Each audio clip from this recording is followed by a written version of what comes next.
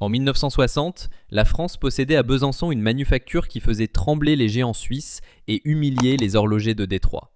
LIP, c'était l'excellence de la micromécanique portée à son paroxysme, une usine où 1300 maîtres horlogers assemblaient des mouvements si précis qu'ils équipaient les tableaux de bord des avions de chasse et les poignets des chefs d'État.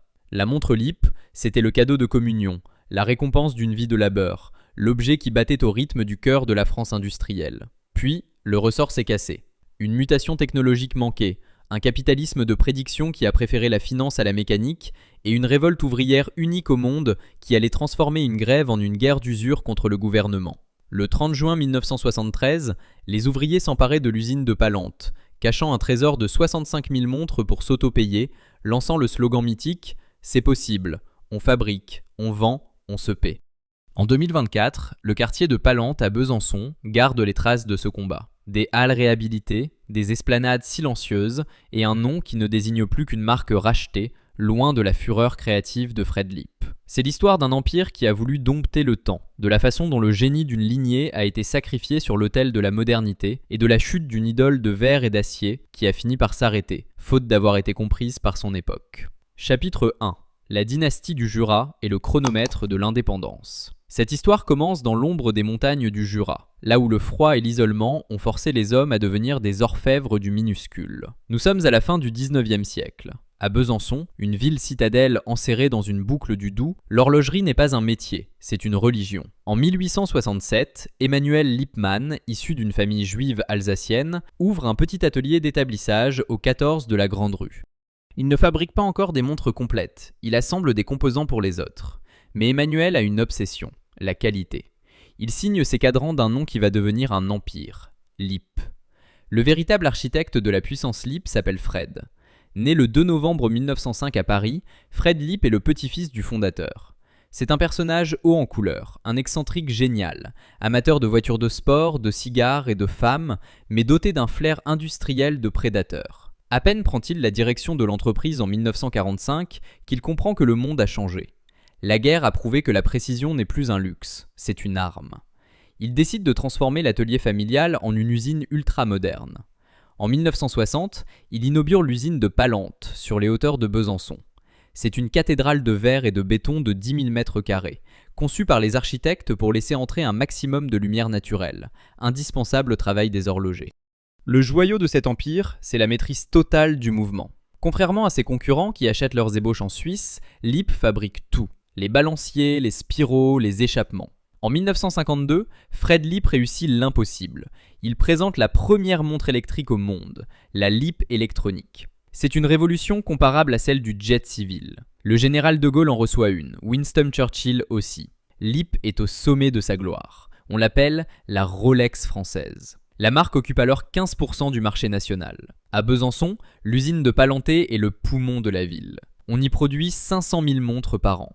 L'ambiance à Palanté, au début des années 1960, est celle d'une élite technologique. Travailler chez Lip, c'est appartenir à une aristocratie ouvrière. Les salaires y sont 20% plus élevés qu'ailleurs. On y bénéficie d'une protection sociale inédite. Crèche, centre de vacances, formation continue.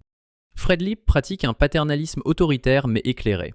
Il se promène dans les ateliers en blouse blanche, interpelle les ouvriers par leur nom, vérifie lui-même la tension d'un ressort. Un jeune horloger arrivant pour sa première équipe passait le portail et pénétrait dans un monde de silence et de concentration.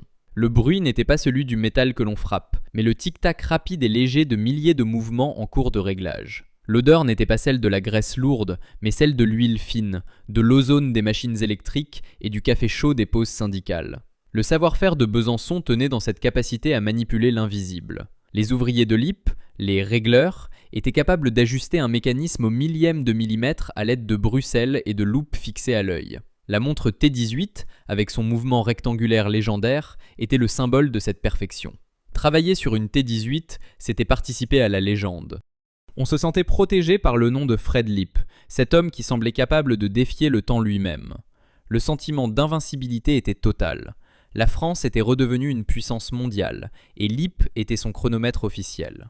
Pourtant, malgré l'éclat des vitrines de la rue de la Paix à Paris, les fissures commençaient à apparaître sous le cadran. Fred Lip, obsédé par l'innovation technique, avait négligé 2 menaces mortelles. La première venait du Japon, le quartz. Une technologie bon marché, précise et facile à produire en masse que les Suisses et les Français regardaient avec mépris. La seconde était financée. Pour financer ses recherches et son usine de Palante, Fred Lipp s'était lourdement endetté. En 1967, il doit ouvrir son capital au groupe suisse Ebosch SA. C'est l'entrée du loup dans la bergerie. Les Suisses ne viennent pas pour sauver Lipp, ils viennent pour neutraliser un concurrent gênant. Le sommet de 1968, année où Lipp lance sa gamme de montres de plongée Nautic Ski, est le point le plus haut d'une falaise de cristal. Debout sur ce sommet, Fred Lipp regarde son usine, ignorant que le vent qui souffle du Jura n'est plus celui de la croissance, mais celui de la révolte sociale. Les 30 Glorieuses s'essoufflent. La jeunesse française n'accepte plus le paternalisme de l'ancien monde. Et à Palante, l'intelligence de la main s'apprête à se transformer en intelligence de la lutte. La chute ne sera pas une faillite commerciale classique, ce sera une déflagration politique qui va secouer l'Élysée et transformer des horlogers en révolutionnaires. À son apogée, le site de Palante occupe un plateau entier au nord-est de Besançon. C'est une ville miniature, avec son centre de recherche, ses ateliers de polissage, ses salles de montage climatisées. L'architecture est celle du fonctionnalisme triomphant, de larges baies vitrées, des structures aérées, un jardin central. C'est l'anti-Javel, l'anti-Belfort. Mais derrière la transparence du verre, le climat social se dégrade. Les Suisses imposent des cadences, des économies, des restrictions. On commence à parler de licenciement. Fred Lipp, affaibli par un accident de voiture et par ses dettes, perd peu à peu le contrôle.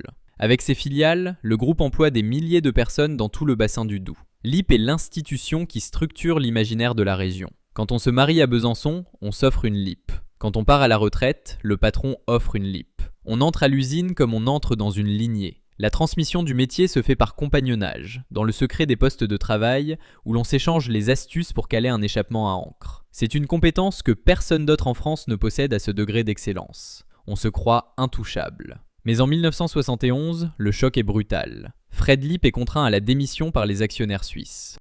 L'homme qui était l'âme de l'entreprise est remplacé par des gestionnaires anonymes. La chute n'est plus un risque, c'est une trajectoire. Le déclin de Lipp n'est pas le résultat d'une paresse ouvrière, c'est la conséquence d'un désinvestissement stratégique. On a laissé l'américain Timex et le japonais Seiko inonder le marché avec des montres à 50 francs, tandis que Lipp s'obstinait dans le haut de gamme sans avoir les moyens de son marketing. Chapitre après chapitre, le grand dépeçage de la marque commence, et le silence des bureaux de direction est le bruit de fond de cette abdication. À la fin de l'année 1972, l'inventaire du désastre est entamé. Les pertes s'accumulent. Ebosch SA refuse de réinjecter du cash. On prépare secrètement un plan de démantèlement qui prévoit la suppression de 800 emplois sur 1300. Le linceul de Lipp est désormais un rapport de restructuration. Mais ce que les dirigeants suisses et le gouvernement français ont oublié, c'est que les horlogers de Besançon ne sont pas des ouvriers comme les autres. Ce sont des maîtres. Des hommes et des femmes qui savent démonter et remonter un mécanisme complexe. Et ils vont appliquer cette méthode à l'usine elle-même. La révolte de Palanté n'est plus qu'une question de mois. Le temps des trahisons va laisser place au temps des barricades. Le 17 avril 1973, une atmosphère de veillée d'armes s'est emparée des ateliers de Palanté. Ce n'était pas le sifflement habituel de l'air conditionné ou le murmure des bruxelles sur l'acier qui dominait, mais un silence lourd, électrique, celui qui précède les grands séismes. Ce jour-là, les ouvriers découvrent l'impensable. Dans une mallette oubliée par un administrateur provisoire lors d'une réunion de direction, un délégué syndical met la main sur un document qui va mettre le feu aux poudres. Ce n'est pas une note de service, c'est un arrêt de mort. Le plan de restructuration prévoit la suppression de 480 emplois et, à terme, la fin de l'activité horlogère à Besançon, au profit d'une simple unité de distribution. Le sommet de 1968, ce triomphe de la montre Nautic Ski et de l'innovation électronique, s'effaçait devant la froideur d'un tableur comptable rédigé entre Paris et Zurich. Pour les horlogers de Lipp, c'était le moment de vérité. Soit mourir en silence derrière leurs établis, soit briser le ressort de l'autorité pour prendre leur destin en main. C'est l'histoire du basculement d'une élite artisanale dans la radicalité politique, de la façon dont le secret d'un trésor de guerre a été forgé dans la nuit byzantine, et du début d'une guerre d'usure qui allait faire de Palante le centre de gravité de la contestation mondiale. La trahison des actionnaires suisses, nous l'avons vu, était inscrite dans la géométrie du capital depuis 1967. Mais en ce printemps 1973, elle prend une forme physique. Les administrateurs envoyés par Ebosch SA ne parlent plus de mécanique, ils parlent de dégraissage. Pour eux, l'intelligence de l'ouvrier de Lipp est une charge fixe trop lourde. Ils ignorent que l'horloger de Besançon ne se voit pas comme un simple numéro de matricule. Charles Piaget, l'une des figures centrales de cette révolte, incarne cette conscience. Né en 1928, Piaget n'est pas un tribun de barricade, c'est un ouvrier spécialisé, un chrétien social, un homme de dossier et de précision. Avec lui, la CFDT de Palante invente un syndicalisme de proposition. On ne demande plus seulement des augmentations de salaire, on demande le droit de comprendre pourquoi l'usine vacille. On exige l'accès aux comptes. La chute n'est plus subie, elle est disséquée. Le 12 juin 1973, le conflit change de nature. À l'issue d'une assemblée générale électrique, les ouvriers décident d'occuper l'usine. Mais ils font plus. Ils séquestrent 2 administrateurs et un inspecteur du travail. La scène est d'une violence symbolique inouïe. Dans les couloirs de verre de Palente, ces hommes en costume gris, symbole du pouvoir financier, se retrouvent enfermés dans les bureaux qu'ils s'apprêtaient à vider. Dehors, les CRS encerclent le plateau. La France de Georges Pompidou et de son ministre de l'Intérieur Raymond Marcellin regarde avec effroi ces horlogers qui cessent d'être polis. Mais le véritable coup de génie, l'acte qui va faire entrer LIP dans l'histoire, se joue dans le noir, entre les établis et les stocks de produits finis. Alors que la police s'apprête à donner l'assaut pour libérer des otages, les ouvriers réalisent que leur seule arme, c'est la matière. Sans argent, ils ne pourront pas tenir la grève. Un commando improvisé décide alors d'extraire le trésor de la manufacture. En quelques heures, dans une logistique de résistance, 65 000 montres, des modèles électroniques, des T18, des chronographes, sont sortis de l'usine, cachés dans des sacs, évacués par des fenêtres dérobées ou emportés par des épouses d'ouvriers sous leur manteau. Ce stock, évalué à plusieurs millions de francs, est dispersé dans des caches secrètes à travers tout le Doubs, chez des paysans, dans des presbytères, dans des caves anonymes. Les horlogers viennent de voler leur propre travail pour s'assurer une paix. C'est la naissance du slogan « On fabrique, on vend, on se paie ». La chute de l'ordre industriel est totale. L'ambiance à Palente, durant ces premières semaines d'occupation, est celle d'une commune ouvrière. Le savoir-faire des maîtres horlogers se réorganise. On ne produit plus pour les Suisses, on produit pour la survie. Les ouvriers rouvrent les ateliers. Ils utilisent les stocks de composants restants pour assembler des montres qu'ils vendent eux-mêmes lors de rassemblements populaires ou par correspondance. L'odeur du café chaud dans les gobelets en plastique se mêle à celle de l'huile de précision. On organise des tours de garde, on installe des dortoirs sur les dalles de béton. Travailler à Palente en juin 1973, c'est vivre une utopie en temps réel. Le sentiment d'invincibilité qui animait Fred Lipp s'est déplacé vers la base. On n'est plus l'élite de la marque, on est les propriétaires de l'outil de production. C'est ici que se joue la dimension mystique du conflit. La France entière se passionne pour Lipp. On vient de Paris, de Lyon, de l'étranger pour voir le miracle de Besançon. Des intellectuels comme Jean-Paul Sartre ou des évêques comme Monseigneur Lallier apportent leur soutien. Lipp devient le laboratoire de l'autogestion. On prouve que l'usine peut fonctionner sans patron, sans hiérarchie autoritaire, par la simple force de la coopération artisanale. Mais à l'Élysée, on ne voit pas un miracle, on voit un cancer social qu'il faut extirper. Si Lipp réussit, c'est tout le modèle du capitalisme français qui s'effondre. Les larmes des dirigeants devant la perte de contrôle, ou le silence des ministères devant les propositions des ouvriers, sont les prémices d'une exécution brutale. Le linceul de Lipp est en train de se tramer dans les bureaux du ministère de l'Industrie, où l'on prépare l'intervention militaire. Pendant que l'on assemble les montres de la résistance, le savoir-faire de Besançon est mis au service de la propagande.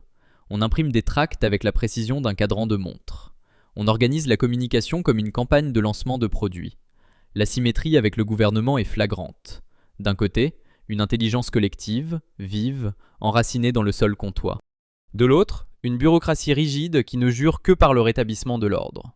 Le sommet de 1973, ce n'est pas un pic de chiffre d'affaires, c'est un pic d'espérance.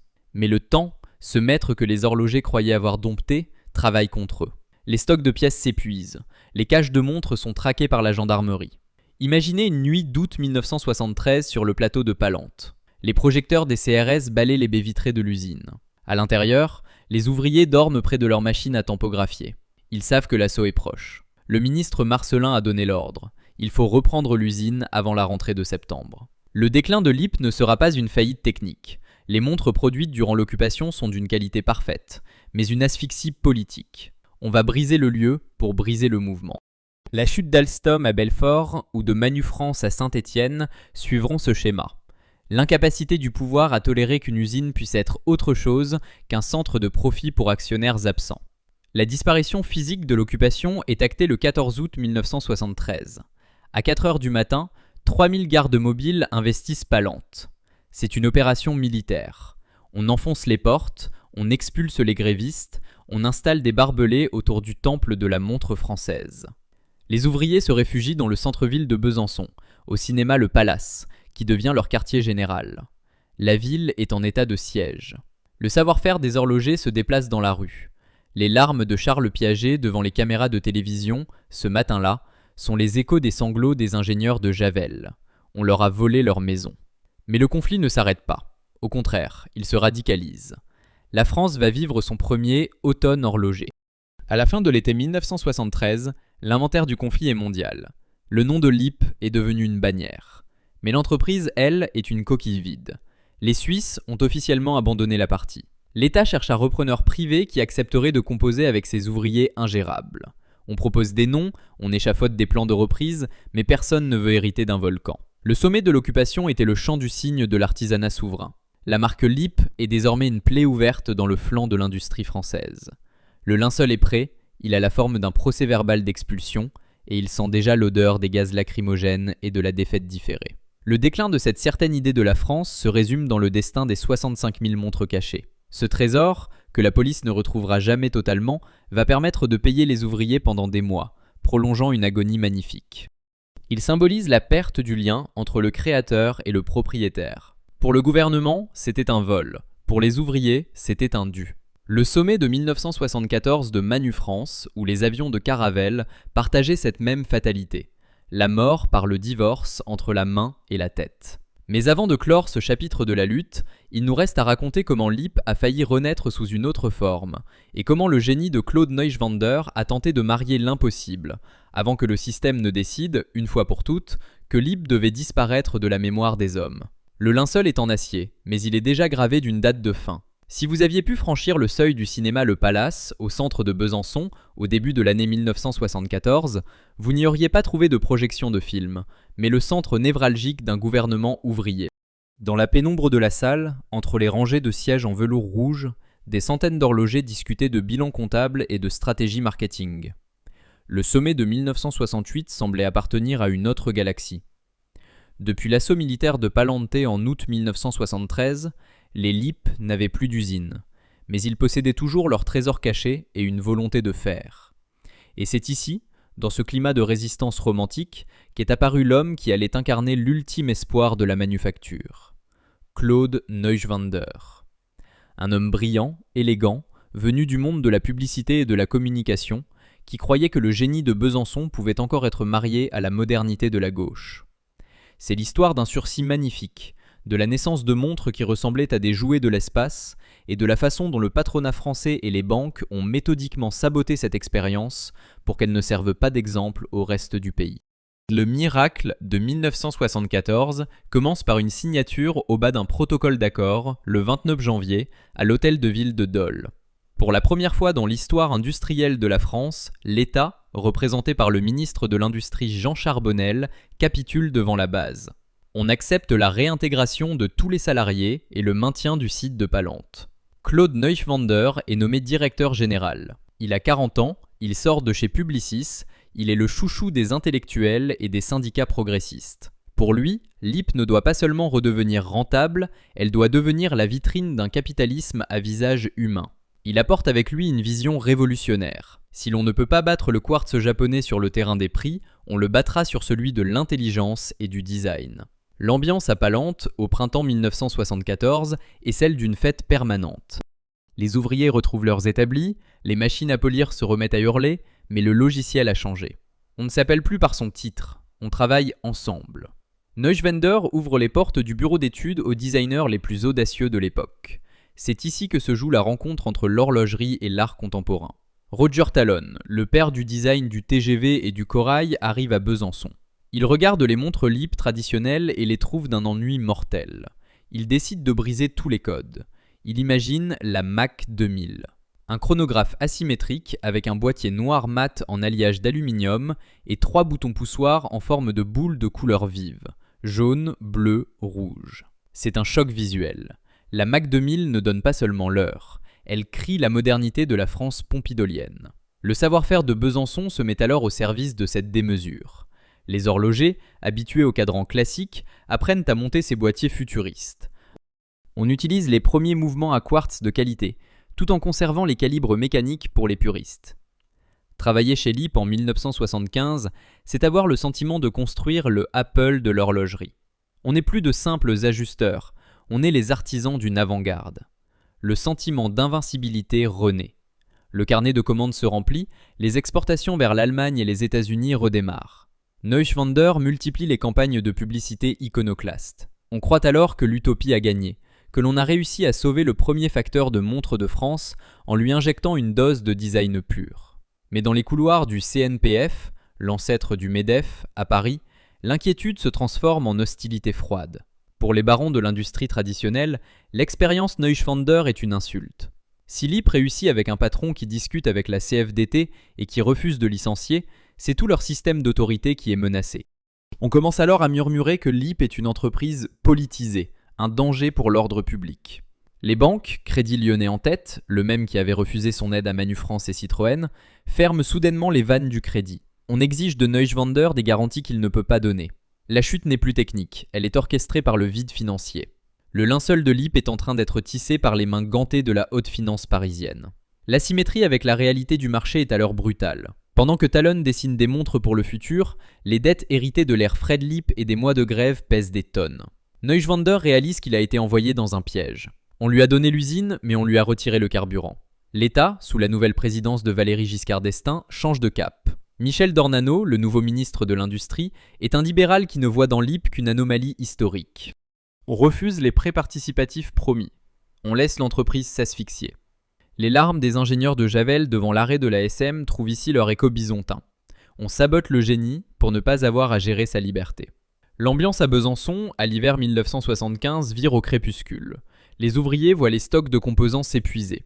On ne peut plus acheter les boîtiers Mac 2000 parce que les fournisseurs exigent un paiement comptant. Le savoir-faire des régleurs est désormais une compétence en cage. Neuschwander, épuisé par ses allers-retours entre l'Élysée et Palante, comprend que le système a décidé de sa mort. Il démissionne le 8 février 1976. Quelques semaines plus tard, en avril, l'entreprise dépose à nouveau son bilan. C'est la fin de l'ère de l'espoir. Les horlogers se retrouvent seuls face aux liquidateurs. Les larmes de Charles Piaget, ce printemps-là, sont les échos des sanglots des ouvriers de Manufrance. La trahison est consommée. La disparition physique de la marque sous sa forme intégrée commence alors. On ne parle plus de reprise globale, on prépare le dépeçage. Le matériel de l'usine, les presses, les établis polis par des décennies de mains expertes sont inventoriés par des huissiers. Le quai de Javel avait été rasé. L'usine de Palante va être vidée de sa substance pensante. Les ouvriers, dans un dernier geste de désespoir, tentent de relancer l'activité sous forme de coopérative, la SCOP Lipp. Ils s'installent dans les locaux, mais ils ne sont plus que quelques centaines. L'intelligence de la manufacture s'est fragmentée. Le linceul de Lipp est désormais un constat de carence. À la fin de l'année 1976, l'inventaire du désastre est planétaire. Le nom Lipp, jadis synonyme de précision aéronautique, est devenu le symbole de l'échec de l'autogestion. Le sommet de 1973, avec son trésor de guerre, est loin. On vend les montres Talon à prix cassé pour payer l'électricité des ateliers. Les grandes marques suisses regardent la chute avec un soulagement mal dissimulé. Ils ont neutralisé leur concurrent le plus dangereux sans même avoir eu besoin d'innover. Le déclin de Lipp est le manuel de l'exécution par l'isolement financier. La France a perdu son cœur horloger au moment précis où elle entrait dans l'ère de l'électronique de masse. Le déclin de cette certaine idée de la France se résume dans le destin des montres Mac 2000. Ces objets magnifiques, qui devaient sauver l'usine, sont aujourd'hui des icônes du design exposées au MoMA de New York, mais elles n'ont pas sauvé un seul emploi à Besançon. Elles symbolisent la perte du contact entre l'art et l'industrie. Pour les dirigeants de l'époque, c'était un caprice de publicitaire. Pour les ouvriers, c'était leur dernière fierté. Le sommet de 1974 de Manufrance, où les turbines d'Alstom partageaient cette même fatalité. La mort par le divorce entre la tête qui pense le futur et le portefeuille qui gère le passé. Mais avant de clore ce chapitre de la résistance, il nous reste à raconter comment Lipp a fini par devenir une marque orpheline, passant de main en main comme un bijou volé, loin de l'odeur de l'huile fine de Palente. À la fin de l'année 1977, l'inventaire de la mémoire est clos. L'usine de Palente est silencieuse. Les horlogers ont vieilli de 10 ans en 3 ans. Le sommet de 1968 n'est plus qu'un rêve de vieux compagnons. Et quand on regarde en arrière, ces images de la foule acclamant Neuschwander ressemblent moins à une victoire qu'à un adieu différé. On avait échangé la soumission contre un instant de gloire, et quand la gloire s'est éteinte, il ne restait plus que les murs froids de la cité ouvrière. Chapitre après chapitre, le grand dépeçage continuait, et le tic-tac des dernières montres LIP assemblées en cachette était le bruit de fond d'une agonie que la France entière regardait, immobile, les mains dans les poches. Si vous marchez aujourd'hui sur l'esplanade des horlogers, dans le quartier de Palenté à Besançon, vous ne ressentirez rien de la fureur qui habitait ce plateau à la fin des années 1970. Le béton est propre, les bâtiments de la manufacture ont été découpés, réhabilités, transformés en pépinières d'entreprises tertiaires ou en logements étudiants. Le silence est celui d'une zone d'activité ordinaire, où le cliquetis des claviers d'ordinateur a remplacé le tic-tac des mouvements mécaniques. Mais sous ces dalles de pierre grise repose le cadavre d'une utopie. Le sommet de 1968, avec ses 1300 salariés et sa domination mondiale, n'était plus qu'une légende pour historiens. Entre 1977 et 1980, l'usine LIP n'était plus une entreprise. Elle était devenue une forteresse assiégée, une zone à défendre avant que le terme n'existe. C'est l'histoire des derniers jours d'un monde sans patron, de la lutte désespérée des horlogers contre l'obsolescence du quartz japonais, et de la façon dont le linceul de Palente a été cousu par l'indifférence d'un pays qui ne savait plus quoi faire de ses maîtres artisans. Le déclin définitif s'amorce en novembre 1977.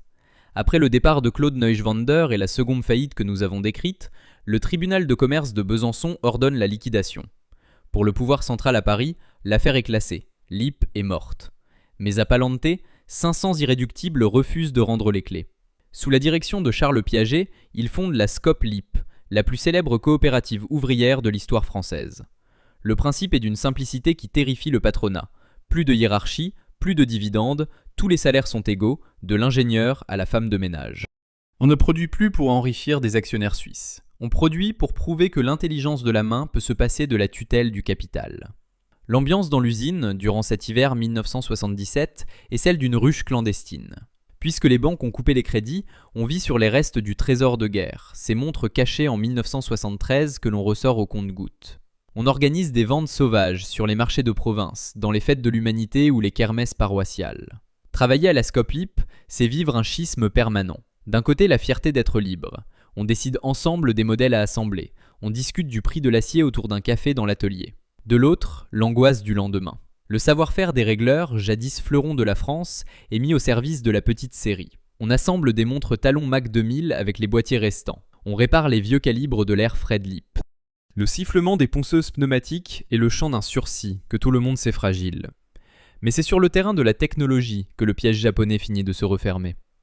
Pendant que les horlogers de Besançon débattent de l'autogestion dans le réfectoire, le monde bascule définitivement dans l'ère de l'électronique. Seiko, Citizen et Casio inondent l'Europe de montres à quartz d'une précision diabolique, vendues pour le prix d'un paquet de cigarettes. À Palente, on possède le génie de la mécanique, mais on n'a pas les millions de francs nécessaires pour construire une usine de microprocesseurs. LIP, l'entreprise qui avait inventé la montre électrique en 1952, se retrouve ironiquement prisonnière de son passé mécanique. Le savoir-faire de Besançon est une lutherie de luxe dans un monde qui veut du jetable. La chute n'est plus seulement financière, elle est civilisationnelle.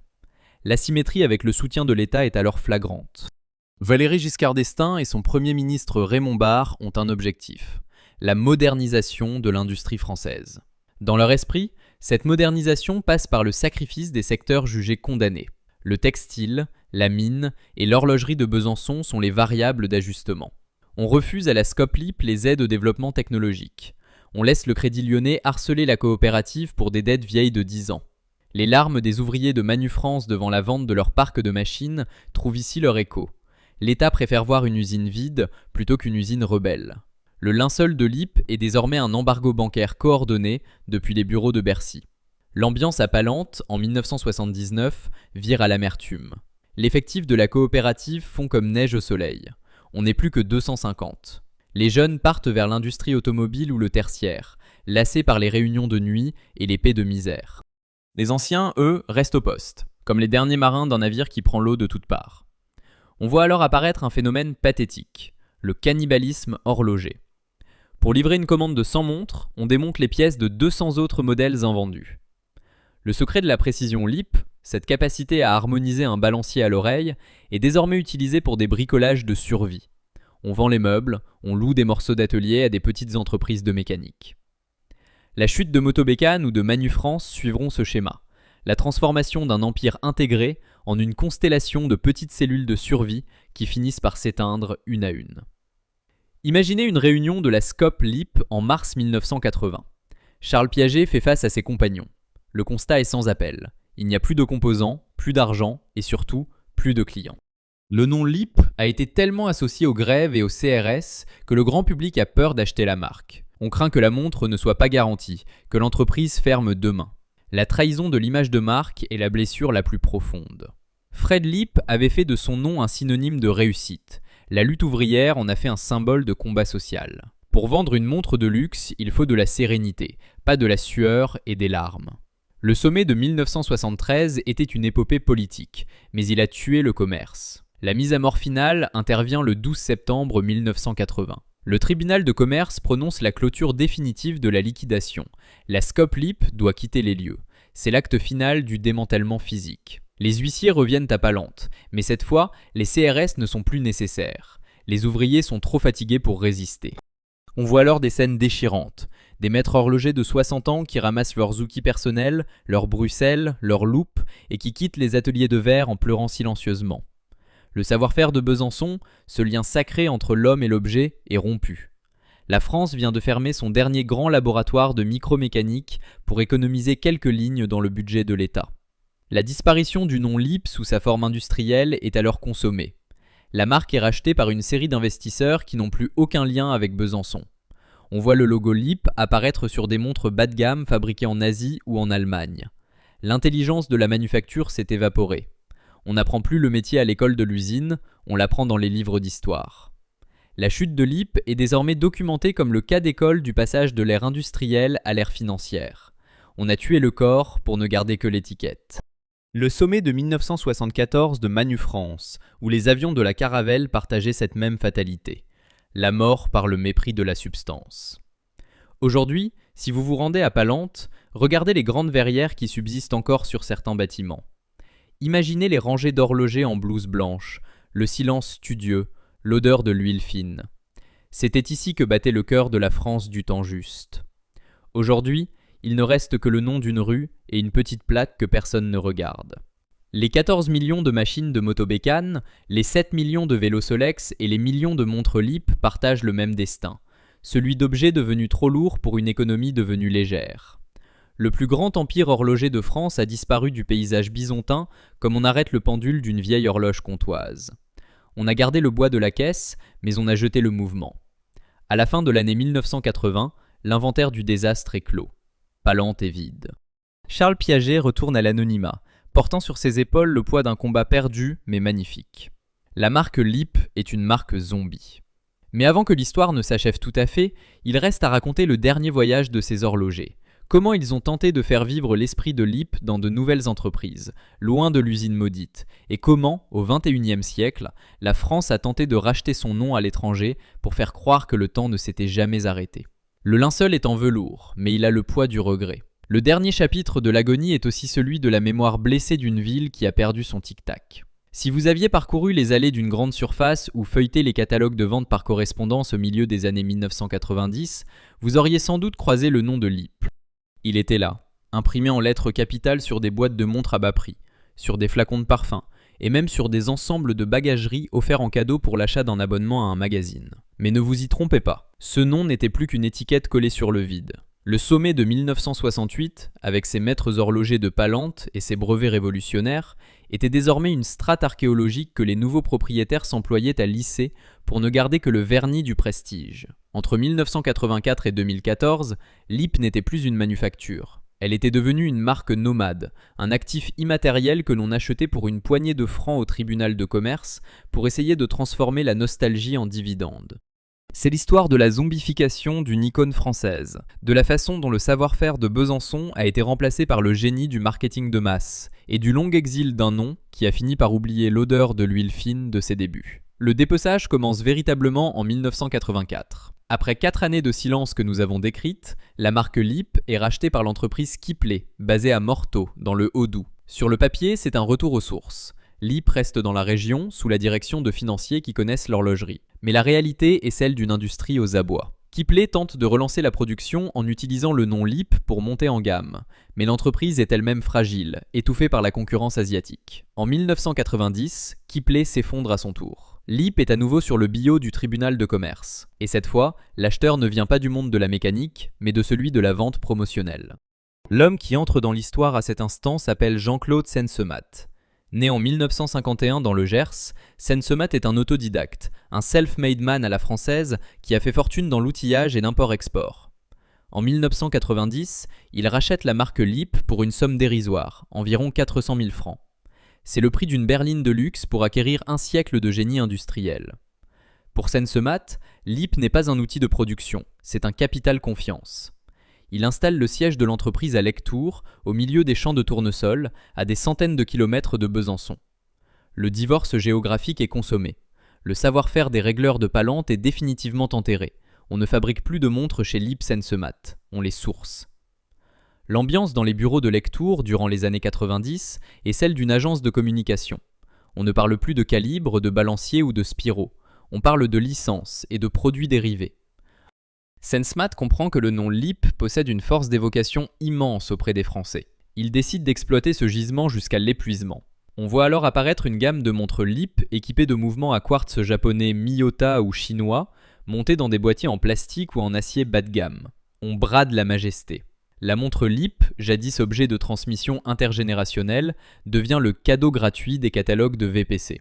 Travailler chez Lip en 1995, c'est gérer des stocks de conteneurs arrivant du port de Marseille. On a échangé l'artisanat de précision contre la logistique de flux. C'est ici que se joue la déchéance symbolique. Pour redonner un peu d'éclat à son catalogue, Sensemat a une idée, rééditer les modèles historiques.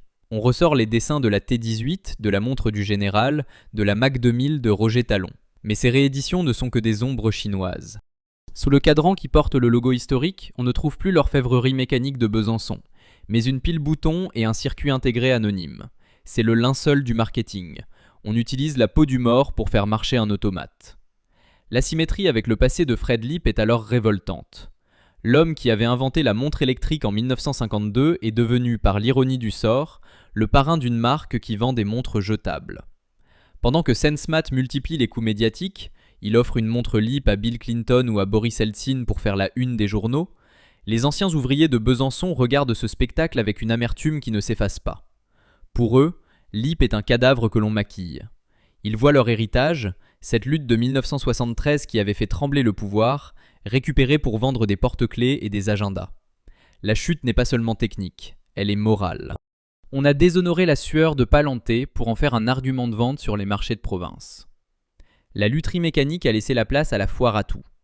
Le sommet de 1973 de la Scope Lip, partagé avec les fusils de Manu France ou les trains de Jouef, trouve ici sa conclusion. La transformation d'un idéal social en une marque de distribution. Imaginez un ancien ajusteur de la manufacture se promenant dans le centre-ville de Besançon en 1998. Il passe devant une horlogerie et voit une Lip en vitrine. Il entre, demande à voir le mouvement. Le vendeur, un jeune homme formé aux techniques de vente modernes, lui explique que c'est une réédition vintage. L'ancien regarde le mécanisme. Une pastille de plastique noir. Il n'y a rien à régler, rien à huiler, rien à comprendre. Le savoir-faire de sa main est devenu une compétence de l'ancien monde, aussi inutile que la taille du silex. Les larmes des ingénieurs de Javel devant les moteurs Maserati jetés à la benne sont les échos du silence de cet horloger. On a tué l'âme, on a gardé la boîte. La disparition physique de l'influence française dans l'horlogerie mondiale est désormais totale. Pendant que Lip se débat dans les produits dérivés, les Suisses ont réussi leur mue avec le groupe Swatch, et les Allemands reconstruisent leur prestige à Glashütte. La France, elle, a laissé son champion devenir une marque de supermarché. L'intelligence de la manufacture Lip s'est évaporée dans les rapports de gestion de Lectoure. On gagne de l'argent, on vend des milliers de pièces, mais on ne crée plus rien. Le déclin de la marque se poursuit sous cette forme, une exploitation cynique d'un cadavre encore chaud. En 2002, Jean-Claude Sensemat, sentant que le filon commence à se tarir, s'exile au Canada. Il continue de gérer Lip à distance avant de décider de vendre la marque. L'inventaire de la dépossession entre alors dans sa phase finale. La marque LIP passe entre les mains de Jean-Luc Berner, avant de finir en 2014 dans le portefeuille de la société SMB, Société des montres de Besançon, dirigée par Philippe Bérard. C'est le début d'une nouvelle ère, celle de la relocalisation. Bérard installe LIP à Châtillon-le-Duc, dans la périphérie de Besançon. Les communiqués de presse célèbrent le retour de l'enfant prodigue. On parle de Made in France, de racines byzantines. Mais le retour à la maison est un retour amer. Le site de Palente, le temple de verre de Fred Lipp, n'est pas concerné. L'usine historique appartient désormais au passé, à la ville et aux promoteurs. Le savoir-faire ouvrier, lui, a sauté une génération. Les horlogers que SMB recrute pour assembler les nouvelles Lipp ne sont pas les héritiers directs des régleurs de 1973. Ils sont des assembleurs de composants qui arrivent, encore et toujours, de l'étranger. On fabrique le boîtier en Chine, on achète le mouvement quartz en Suisse ou au Japon, et on fait le mariage des pièces dans le Doubs pour obtenir l'étiquette légale. La chute de Lipp est désormais stabilisée, mais elle a laissé derrière elle un paysage dévasté. Une marque qui tente de se racheter une conduite en criant ses origines, tout en étant incapable de reconstruire la manufacture intégrée qui faisait sa force. Le déclin de cette certaine idée de la France se résume dans le destin des archives de Lipp. Une partie a été sauvée par le musée du temps de Besançon. Une autre s'est perdue dans les déménagements entre Morteau, Lectoure et Paris. Elle symbolise la perte du contact avec la réalité manufacturière. Pour les dirigeants de l'ère Sensmat, c'était un poids mort. Pour les ouvriers, c'était la preuve de leur existence. Le sommet de 1974 de Manu-France, où les voitures de Matra partageaient cette même fatalité, la mort par le mépris du travail de la matière.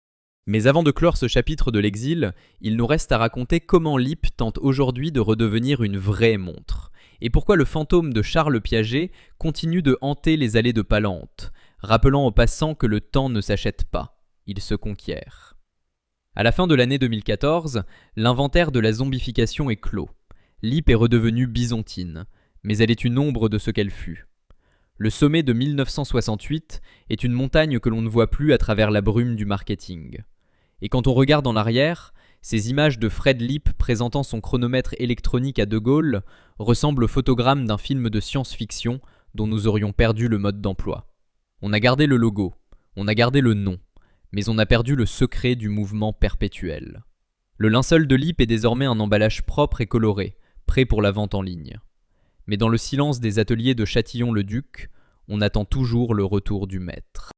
Si vous quittez aujourd'hui la boucle historique du Doubs et que vous roulez vers le nord, en direction de Châtillon-le-Duc, vous ferez face à un bâtiment de verre et de métal gris, entouré de parkings paysagers et de zones d'activité tertiaire. C'est ici, au siège de la Société des montres de Besançon, SMB, que bat le nouveau pouls de Lipp. À l'intérieur, l'ambiance est clinique. Lumière blanche des néons, blouses immaculées, surchaussures obligatoires et silence feutré de la climatisation. On n'y entend plus le vacarme des presses à injecter ou le cri des polisseuses de Palente. On y entend seulement le murmure des tournevis de précision et le souffle léger des soufflettes à air comprimé. Le sommet de 1968, cette manufacture intégrée de 1300 ouvriers qui fabriquaient chaque pignon de leurs propres mains, est désormais un hiéroglyphe industriel.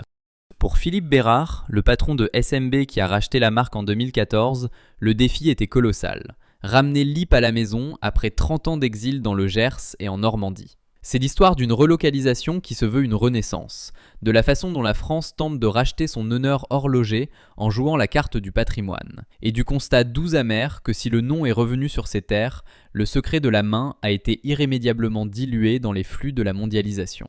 Le retour de Lipp à Besançon, célébré en grande pompe à la fin de l'année 2014, fut un chef-d'œuvre de storytelling patriotique. Philippe Bérard, entrepreneur pragmatique né au cœur de la Franche-Comté, savait que la marque ne pourrait jamais retrouver sa superbe tant qu'elle resterait gérée par des distributeurs de catalogues de VPC. Il a donc entrepris de désintoxiquer Lipp de son air promotionnel. Le prix du rachat de la marque à Jean-Claude Sansemat n'a jamais été rendu public, mais la valeur du transfert résidait ailleurs, dans le rapatriement des établis. En installant Lipp à Châtillon-le-Duc, à quelques kilomètres seulement de la manufacture de Palente, Bérard ne cherchait pas seulement un site de production, il cherchait une légitimité. Mais le retour au pays n'est pas une machine à remonter le temps. On ne reconstruit pas une filière brisée par 40 ans de désinvestissement en signant un acte de vente. La réalité de la Lipp du XXIe siècle est celle d'un assemblage de haute volée, mais c'est une réalité fragmentée. Dans les ateliers de SMB, on ne fabrique plus une montre au sens où Fred Lipp l'entendait, on l'assemble. Le savoir-faire français de l'horlogerie de masse, cette capacité à tailler les roues, à usiner les platines et à étirer les spiraux à Besançon, a été méthodiquement éradiqué par la crise du quartz et l'indifférence de l'État. Aujourd'hui, une montre Lipp made in France est une géométrie variable. Les mouvements quartz, qui représentent encore la majorité des ventes, arrivent par boîte entière de chez Ronda en Suisse ou de chez Miyota au Japon. Les boîtiers, les cadrans et les aiguilles sont, pour la plupart, sourcés en Asie selon des cahiers des charges rigoureux, mais loin des bords du doux. La chute de Lipp trouve ici son prolongement le plus moderne, la transformation d'un génie constructeur en un expert de la logistique de qualité. On a gardé l'assemblage final, le contrôle et le réglage, mais on a perdu le cœur du moteur. L'ambiance dans les ateliers de Châtillon-le-Duc est pourtant empreinte d'une fierté retrouvée. Les horlogers qui y travaillent sont jeunes, formés au lycée Edgar Faure de Morteau ou à l'école d'horlogerie de Besançon. Ils sont les héritiers spirituels des régleurs de 1973, mais ils travaillent dans un monde sans copeaux de métal. Ils reçoivent les mouvements déjà terminés, les emboîtent avec une précision chirurgicale, posent les aiguilles à l'aide de presses pneumatiques et contrôlent l'étanchéité dans des cuves électroniques. Travailler chez Lipp en 2024, c'est appartenir à une marque monument. On sent le poids de l'histoire sur chaque boîte de montre. Mais l'asymétrie avec le passé est criante. Là où Fred Lipp employait des centaines d'ouvriers spécialisés dans la métallurgie lourde, SMB emploie une poignée de techniciens polyvalents dans un environnement tertiaire. Le linceul de plomb de l'ancienne industrie a été remplacé par une vitrine en verre sécurité. C'est ici que se joue le paradoxe du marketing de la lutte. Pour vendre ces nouveaux modèles, Lipp utilise désormais son propre drame. Les brochures publicitaires célèbrent le général de Gaulle, Churchill et les expéditions himalayennes de Maurice Herzog, mais elles commencent aussi à intégrer discrètement l'image de la résistance ouvrière de 1973. La lutte de Charles Piaget, jadis cauchemar du patronat et de l'Élysée, est devenue un actif immatériel, un supplément d'âme pour une clientèle urbaine en quête de sens. On vend de la montre de luxe rebelle à des cadres qui n'ont jamais connu une chaîne de montage. C'est l'humiliation finale du conflit. Transformer une guerre sociale en un argument de vente pour boutique branchée du Marais. La lutherie mécanique a laissé la place à la muséographie commerciale. Le sommet de 1973 de la Scope Lipp, ce cri de liberté, a été numérisé, lissé et packagé pour servir de fond d'écran à une réussite boursière. L'asymétrie avec les voisins suisses devient alors une blessure ouverte. De l'autre côté de la frontière, à quelques dizaines de kilomètres, des groupes comme Swatch ou Rolex ont su maintenir des usines capables de fabriquer chaque composant, de la vis au ressort de barillet. La France, elle, a laissé son tissu de sous-traitance s'évaporer. Lorsque SMB veut relancer une Lipp mécanique de haute facture, elle doit se tourner vers des partenaires étrangers. Certes, il existe des tentatives héroïques, comme le rachat de l'activité mouvement d'ISA France à Villers-le-Lac pour tenter de recréer un calibre national, mais l'échelle n'est plus la même. Le savoir-faire belfortain d'Alstom avait été racheté par EDF pour son caractère stratégique. Le savoir-faire de Lipp, lui, a été traité comme un folklore régional. Travailler sur une Lipp aujourd'hui, c'est être le conservateur d'une gloire que l'on ne sait plus alimenter par la source. Imaginez un ancien ouvrier de Palante, l'un de ceux qui a caché le trésor de 1973, visitant les ateliers de Châtillon-le-Duc en 2024. Il verrait des horlogers talentueux, il verrait des produits soignés, mais il chercherait désespérément l'odeur du doux dans l'acier. Il sait que Lipp n'est plus un empire qui dicte le temps au monde, mais une petite enclave de résistance qui tente de survivre dans les interstices de la mondialisation. Le sommet de 1971 n'était pas une rampe de lancement, c'était le dernier feu de joie d'un pays qui pensait que l'innovation technique pouvait se passer de stratégie financière. Le déclin n'est pas seulement une baisse de production, c'est une perte de souveraineté sur la micro-machine. Nous sommes devenus des décorateurs de cadrans, oubliant que nous savions jadis fabriquer le temps. La disparition physique du site de Palante est désormais actée par la ville elle-même. Les anciens bâtiments de la manufacture sont aujourd'hui occupés par des services publics, des entreprises de logistique et des plateaux de bureaux. La grande verrière où Piaget tenait ses assemblées générales est devenue une salle de réunion pour cadres territoriaux. Le quartier a été assaini, lavé de ses graisses industrielles et de ses colères ouvrières. Les larmes des cadres de Manufrance devant la liquidation de leur stock trouvent ici leur écho bisontin. On a effacé la mémoire de la sueur sous une couche de peinture grise et de signalétique municipale. On a gagné en tranquillité tertiaire ce que l'on a perdu en muscles manufacturiers. À la fin de l'année 2024, l'inventaire de la mémoire est partout dans Besançon.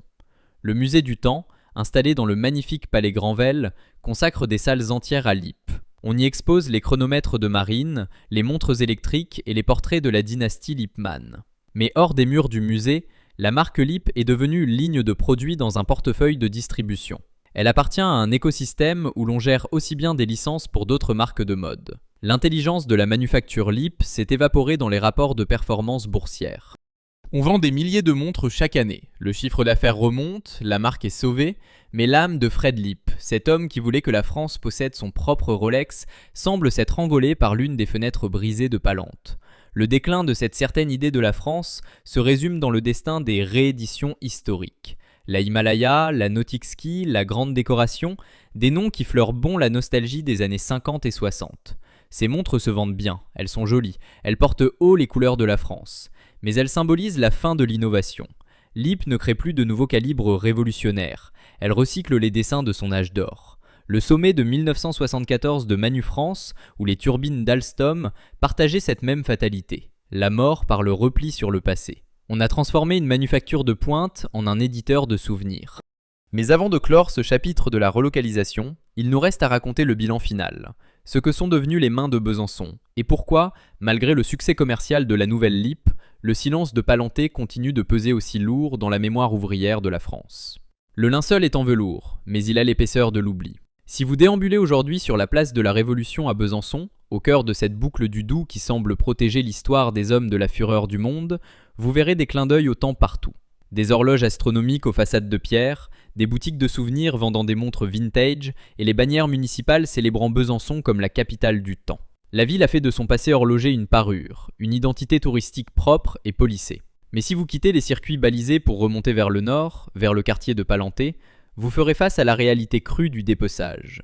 Le sommet de 1968 est désormais une strate archéologique, que la ville a choisi de recouvrir d'une couche de peinture tertiaire. C'est l'histoire d'un paradoxe français, celui d'une cité qui n'a jamais autant parlé d'horlogerie que depuis qu'elle a perdu ses usines, de la façon dont le savoir-faire de la micromécanique s'est évaporé dans les salles de classe, et du constat cinglant que la France possède les plus beaux musées du monde, faute d'avoir su garder ses maîtres. La visite du musée du temps, installé dans le magnifique palais Granvelle, est un voyage dans une gloire pétrifiée. Sous les plafonds peints du XVIe siècle, on expose les chronomètres de marine, les montres à complications et les prototypes de Fred Lip comme des reliques de la sainte horlogerie. Les guides expliquent avec une précision d'universitaire comment Besançon a dominé le marché mondial. Mais hors des murs du palais, le silence des ateliers est de plomb. La chute de Lip n'a pas seulement été le retrait d'une marque du marché, ce fut la rupture d'une chaîne de transmission humaine. Le savoir-faire des régleurs, ces hommes capables de sentir la vibration d'un spiral au bout de leurs doigts, ne se trouve plus dans les usines de la ville. Il est dans les vitrines du musée ou dans les souvenirs des derniers octogénaires qui se retrouvent au café du commerce. La France a transformé son industrie en culture, oubliant qu'une culture qui ne produit plus est une culture qui s'éteint. L'asymétrie avec les voisins suisses et allemands est alors une insulte à l'intelligence française.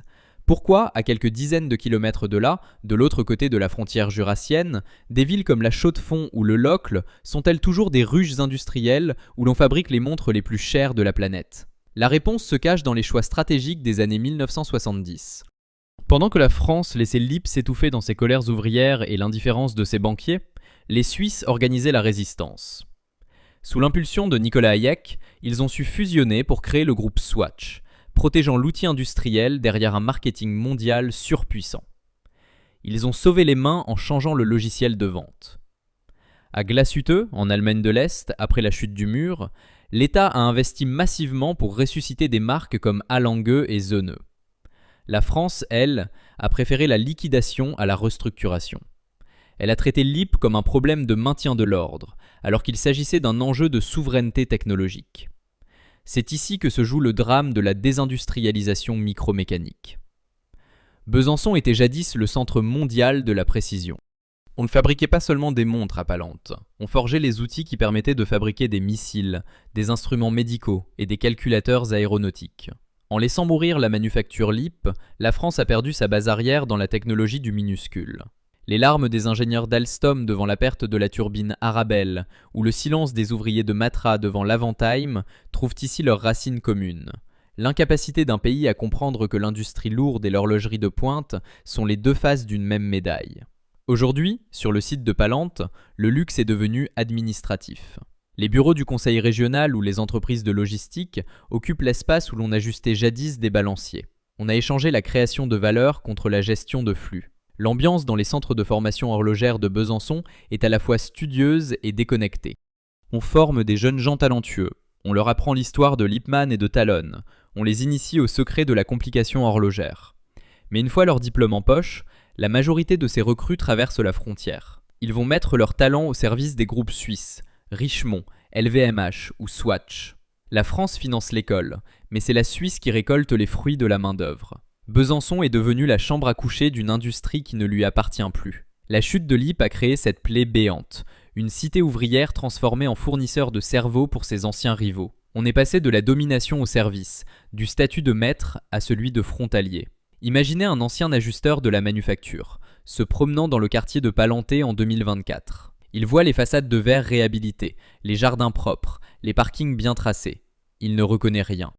Il cherche l'odeur de l'huile fine, le sifflement des soufflettes, les cris des délégués syndicaux lors des assemblées générales de 1973. Tout a été gommé. La ville de Besançon a réussi son opération de blanchiment social. On a effacé la mémoire de la lutte ouvrière sous une couche de design urbain et de signalétique culturelle. Le sommet de 1971 n'était pas un pic de production. C'était le dernier instant où la France a cru qu'elle pouvait posséder le temps. Aujourd'hui, elle se contente de le regarder passer sur des cadrans dont elle n'a plus les clés de fabrication. Le déclin de cette certaine idée de la France se résume dans le destin des métiers disparus. Le polisseur, le décolleteur, le cadranier. Autant de mots qui disparaissent des registres de l'emploi pour rejoindre les dictionnaires de vieux métiers. Le savoir-faire des horlogers de Lippe était une lutherie de masse, une excellence démocratisée. Aujourd'hui, l'horlogerie française est soit une industrie d'assemblage de composants étrangers, soit un artisanat d'ultra-luxe réservé à quelques milliardaires. On a perdu le milieu, la substance même de la nation manufacturière. Le sommet de 1974 de Manu France, ou les trains de Jouef, partageaient cette même fatalité. La disparition d'une classe moyenne ouvrière fière de son objet. Mais avant de clore définitivement cette épopée, il nous reste à explorer le bilan final, ce que sont devenus les noms des protagonistes et pourquoi, malgré le renouveau commercial de la marque à Châtillon-le-Duc, le fantôme de Fred Lippe continue de hanter les nuits de Besançon. À la fin de l'année 2024, l'inventaire du regret est complet. Besançon est une cité magnifique, paisible, cultivée. Elle célèbre son patrimoine avec une sincérité touchante. Mais regardez bien les visages des anciens qui visitent le musée du temps. Il y a dans leur regard une tristesse que les catalogues glacés de la nouvelle marque Lippe ne parviennent pas à effacer. Ils savent que le linceul de Palanté est désormais un linceul de velours. On a muséifié leur vie pour ne pas avoir à s'excuser de l'avoir brisé. On a gardé les montres, on a gardé les photos, mais on a dispersé les hommes et détruit les machines. L'empire de Lippe, bâti par des générations d'orfèvres et de visionnaires, s'est évaporé dans le ciel de la finance tertiaire. Les 14 millions de machines de motobécane sont devenues des sacs de luxe. Les 7 millions de vélos Solex sont devenus des terrains de tennis. Les voitures Matra sont devenues des fantômes en résine. Et les montres Lippe sont devenues des souvenirs que l'on porte au poignet. Le plus grand empire horloger de France a disparu du paysage bisontin comme on coupe le contact d'une centrale haute pression à la fin d'un tour d'honneur. On a gardé les coupes de champagne des inaugurations, mais on a envoyé les mécaniciens à la NPE. Mais avant de refermer le livre, il nous reste un dernier chapitre, celui de l'éternité et du bilan global. Pourquoi, malgré toutes les trahisons, malgré la rouille et le mépris des dirigeants de l'époque, le nom de Lippe reste-t-il le plus grand symbole de la révolte et du génie français ? Le dernier chapitre de l'agonie est aussi celui de la résurrection symbolique d'une nation qui refuse de mourir tout à fait tant qu'il restera une seule main pour remonter le temps. Le linceul est blanc, mais il bat encore au rythme d'un cœur qui refuse de s'arrêter. Si vous vous rendez aujourd'hui au cimetière juif de Besançon, dans le quartier de l'Est, vous finirez par trouver une sépulture d'une simplicité qui déroute. C'est là que repose Fred Lippe, l'homme qui a voulu donner l'heure au monde entier, décédé le 9 novembre 1996 dans un dénuement qui frisait l'indigence. Il n'y a pas de monument de marbre à la gloire de l'industrie, pas de chronomètre géant gravé dans la pierre, juste un nom qui s'efface doucement sous la mousse. À quelques kilomètres de là, sur le plateau de Palante, le bâtiment historique de la manufacture, ce vaisseau de verre et d'acier que Fred avait inauguré en 1960 comme le temple de la modernité, est toujours debout. Mais regardez bien les façades. Les lettres de néon rouge qui criaient « Lippe » dans la nuit bisontine ont été décrochées depuis 40 ans. Le bâtiment a été repeint en gris administratif, découpés en bureaux pour la médecine du travail, la caisse d'allocation familiale et des services municipaux. Le sommet de 1968 est ici enterré sous des couches de linoléum et de cloisons en placo-plâtre. C'est l'acte final d'une tragédie où la France a prouvé qu'elle savait briser ses idoles au moment où elle commençait à devenir gênante pour le confort des nantis. Le déclin de l'IP n'est pas seulement la fin d'une montre, c'est le faire-part de décès d'une certaine audace ouvrière, remplacée par la froideur de la gestion patrimoniale. Le bilan humain de ce grand dépeçage est un constat d'une tristesse infinie. Que sont devenus les 1300 maîtres horlogers de Palenté, cette élite que le monde nous enviait? Une partie a traversé la frontière pour aller vendre son talent à la Suisse, enrichissant les marques qui avaient juré la perte de l'IP. D'autres ont tenté de se reconvertir dans la mécanique automobile ou l'informatique naissante, mais beaucoup n'ont jamais retrouvé la fierté d'ajuster un calibre. Ils sont devenus des ouvriers ordinaires, des numéros dans des usines sans âme, emportant avec eux le secret du spiral et de l'encre. Charles Piaget, lui, est resté fidèle à Besançon. À plus de 90 ans, il continue de témoigner, non pas pour pleurer sur le passé, mais pour rappeler que l'autogestion n'était pas un rêve, c'était une méthode. Sa chute est celle d'un idéal. Il a gagné la bataille de la dignité, mais il a perdu la guerre de l'industrie. La France a sauvé l'homme, mais elle a laissé mourir l'outil. Le prix payé pour cette démission est celui de la souveraineté micromécanique. En sacrifiant l'IP en 1980, le gouvernement français n'a pas seulement fermé une usine de montres, il a débranché le centre de recherche de la précision nationale. Aujourd'hui, lorsque la France veut fabriquer des composants pour ses missiles ou ses instruments chirurgicaux de haute précision, elle doit souvent se tourner vers des sous-traitants étrangers. L'intelligence de la main, cette capacité à manipuler le millième de millimètre que Piaget et ses compagnons possédaient, s'est évaporée dans les rapports de la Cour des comptes. L'asymétrie avec la réussite de la vallée de Joux en Suisse est aujourd'hui un abîme de milliards d'euros. Pendant que nos voisins exportent l'excellence, nous exportons des souvenirs.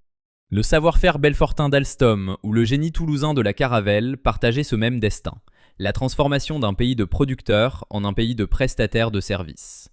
La figure de Claude Neuschwender reste le stigmate le plus brûlant de cette défaite managériale. Le patron de gauche, celui qui avait osé croire au mariage du design et de l'ouvrier, s'est éteint le 28 août 2023. Jusqu'à son dernier souffle, il a porté en lui l'amertume du sabotage organisé par ses pairs du CNPF et les banques. Il disait que l'IP était une entreprise que l'on a assassinée parce qu'elle prouvait que les ouvriers n'avaient pas besoin de maîtres autoritaires. Son départ a marqué la fin de l'ère des capitaines d'industrie visionnaires, remplacés par des gestionnaires de portefeuille pour qui une usine est un actif que l'on liquide dès que le rendement baisse. La chute de l'IP est aussi celle de la morale dans l'économie. On a préféré la mort d'un champion à la réussite d'un rebelle. À Besançon, le musée du temps expose aujourd'hui les montres Mac 2000 comme des reliques archéologiques. Si vous avez la chance de tenir l'un de ces chronographes entre vos mains, fermez les yeux. Sentez le poids de l'aluminium mat et le cliquetis franc des boutons poussoirs de Roger Talon. Vous ressentirez ce que le mot audace signifiait, cette certitude que la France pouvait réinventer le futur sur un coin d'établi. Mais ouvrez les yeux, et vous verrez les cartels d'exposition. La France est devenue un pays de nostalgiques, un peuple qui chérit ses fantômes, faute de savoir enfanter des géants. Le succès commercial de la nouvelle LIP à Châtillon-le-Duc est le miroir inversé de notre déclin industriel. Plus nous perdons nos capacités de production réelles, plus nous avons besoin de porter des symboles de notre gloire passée. La LIP à 200 € en vitrine est le prix de notre consolation nationale. Pendant ce temps, le destin du quartier de Palente demeure une interrogation suspendue sur les dalles de béton. On a baptisé les rues environnantes avenue des Horlogers ou rue de la Manufacture. On a apposé des plaques commémoratives sur les murs des anciens ateliers. Mais le public ne s'y trompe pas. On ne remplace pas l'odeur de l'huile fine par le vernis de la signalétique municipale. La France a réussi son opération de muséification sociale. Le conflit de 1973 est devenu un chapitre de manuel scolaire. Une épopée inoffensive que l'on cite dans les discours politiques pour se donner une caution populaire. Les larmes des ouvriers devant la vente de leurs trésors de guerre sont les échos des larmes des ingénieurs de Javel devant l'arrêt de l'ASM. On a brisé l'âme pour ne garder que le récit. La disparition physique de l'indépendance horlogère est désormais totale. La marque LIP, bien que revenue à Besançon sous l'égide de SMB, dépend pour sa survie de composants fabriqués ailleurs. On a gardé le cerveau du marketing, on a gardé les mains de l'assemblage, mais on a perdu les tripes de la fonderie et de l'usinage. Nous sommes devenus des décorateurs de luxe, oubliant que nous savions jadis forger le fer. L'empire de Lip s'est évaporé dans le ciel de la consommation tertiaire. Les 14 millions de machines de motobécane, les 7 millions de vélos Solex, les 12 920 Citroën SM et les millions de montres Lip partagent le même linceul, celui de notre propre amnésie productive. L'historien des techniques résumera cette épopée comme « le suicide de la précision française ». Alstom a été amputé par le droit américain, le Concorde a été débranché par les gestionnaires, et Lip a été exécuté par la peur sociale. 3 chutes, un même constat. L'incapacité d'une nation à porter son propre génie dès qu'il demande un peu trop de courage politique. On a utilisé Lip pour asseoir le prestige du savoir-faire comtois, puis on l'a jeté une fois que les CRS avaient repris l'usine, oubliant que l'industrie est un organisme vivant, qui ne survit pas à l'humiliation de ses artisans. Le sommet de 1971 n'était pas une montagne, c'était une crête entre la gloire et l'oubli, et nous avons choisi de glisser dans l'oubli. Aujourd'hui, si vous avez la chance de trouver une Lip électronique dans un tiroir de famille, ne regardez pas seulement l'heure qu'elle affiche. Écoutez son cœur. Ce petit battement régulier, ce murmure électrique qui a 70 ans, c'est le chant d'un empire qui refuse de mourir tout à fait. La Lip est le dernier témoin d'un temps où la France n'avait pas peur de défier la Suisse et le Japon avec ses propres outils. Elle est le souvenir d'une époque où nous n'étions pas des cibles commerciales, mais les bâtisseurs d'une puissance qui osait inventer le temps dans une boucle du Doubs. Le déclin de cette aventure est celui d'une nation qui a cru que le nom suffisait à remplacer l'objet. Aujourd'hui, partout en France, dans les bourses d'échange et les ateliers secrets de province, des milliers de Lip attendent une main qui saura les remonter. Elles sont les reliques d'un temps où nous étions les premiers à oser la micro-machine. Le ciel est redevenu le royaume des satellites étrangers, et la route est devenue le domaine des SUV standardisés. Le tic-tac de la manufacture Lip s'est tu, et avec lui une certaine manière d'être français, celle qui consistait à préférer le combat à la reddition, et la précision au silence. La manufacture est morte, mais sa légende continue de hanter les rues de Besançon, rappelant aux passants distraits que pour être libre, il ne suffit pas de posséder une montre. Il faut d'abord être le maître de son propre temps. Le dernier chapitre de l'agonie est terminé. Le livre est fermé. Les bureaux de la CAF ont tout recouvert. Mais dans la nuit de Palante, si l'on tend l'oreille, on croit encore entendre le sifflement d'un spiral qu'on ajuste, comme le cri d'un empire qui attend son heure, quelque part, dans le secret des dalles de béton et des mémoires blessées.